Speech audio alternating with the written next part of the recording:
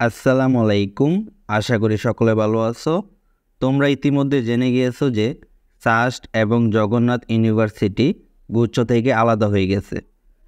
এছাড়াও খুলনা ইউনিভার্সিটি, যশোর বিজ্ঞান প্রযুক্তি বিশ্ববিদ্যালয়, এই ইউনিভার্সিটিগুলো আলাদা হয়ে যাওয়ার চেষ্টা করতেছে।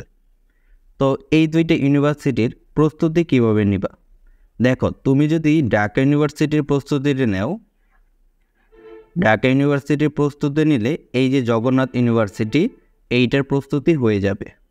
তো জগন্নাথ ইউনিভার্সিটিতে দুই ধাপে পরীক্ষা হয়, একটা হলো এমসিকিউ এক্সাম, আরেকটা হলো রিটেন এক্সাম।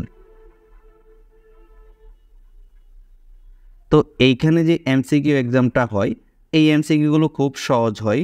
তোমরা 7 কলেজের যে এমসিকিউ আছে ওইগুলো পড়তে পারো, বা আগের জগন্নাথ ইউনিভার্সিটির যে কোশ্চেনগুলো 2019-এর আগের প্রশ্নগুলো পড়তে পারো। এছাড়াও তুমি ঢাকা ইউনিভার্সিটির কোশ্চেন পড়তে পারো, কিন্তু এত কঠিন হবে না। জাহাঙ্গীরনগর, রাজশাহী এদের স্ট্যান্ডার্ড হয়, বা ঢাকা ইউনিভার্সিটির স্ট্যান্ডার্ডের কোশ্চেন হয় না।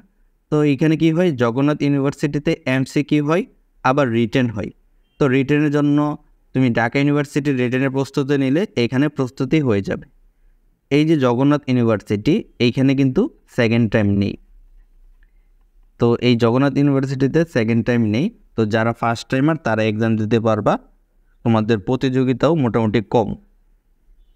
আর এই যে সাস্ট, এইটার জন্য ঢাকা ইউনিভার্সিটির প্রস্তুতি বা ভার্সিটি ক ইউনিটের প্রস্তুতি এনাফ না। এইটার জন্য তোমাদের যে ইঞ্জিনিয়ারিং প্রস্তুতি যেটা, সেই প্রস্তুতিটা লাগবে।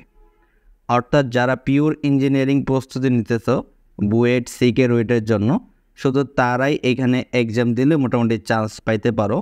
এছাড়া বাকি যারা আছো ভার্সিটি থেকে, এইখান থেকে চান্স পাওয়াটা অনেক টাফ।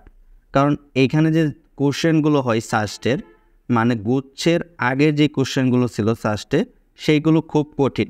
তো অনেক সময় দেখা যায় যে বুয়েট থেকেও অনেক কঠিন হয় সাস্টের কোশ্চেন। তো এই যে বুয়েট, এই বুয়েট থেকেও কি অনেক কঠিন হয় সাস্টের কোশ্চেন। তো তুমি যদি সাস্টের কোশ্চেন ব্যাংকটা দেখতে পারো 2019, 18, 19 সালের কোশ্চেন, তো তুমি এখান থেকে একটা ধারণা পেয়ে যাবা।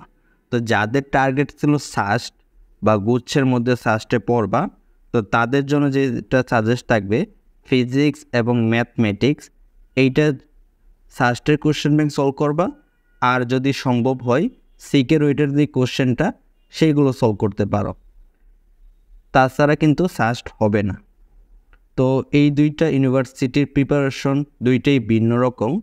সাস্টে তুমি চাইলে বায়োলজি স্কিপ করতে পারবা, বাট এখানে সম্ভবত বায়োলজির পরিবর্তে বাংলা এইসব দাগাতে হবে। বাট সাস্টে কিন্তু এরকম কোনো নাই। সাস্টের সিএসসি বা আইপিই ইঞ্জিনিয়ারিং সাবজেক্ট পাইতে হলে তোমাকে ম্যাথ, ফিজিক্স জাগাতেই হবে।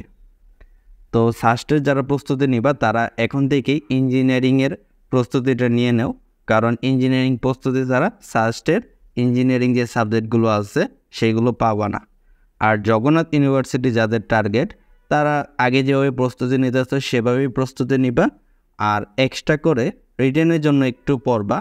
তো রিটেনের জন্য বোর্ড প্রশ্নগুলো পড়তে পারো, যে গত বছর যে বোর্ড কোশ্চেনগুলো আসছিল, এই বোর্ড কোশ্চেনগুলো পড়তে পারো। তো বোর্ড কোশ্চেনগুলো পড়লেই এইখানে এনাফ। তো আজকে এই পর্যন্তই। আসসালামু আলাইকুম।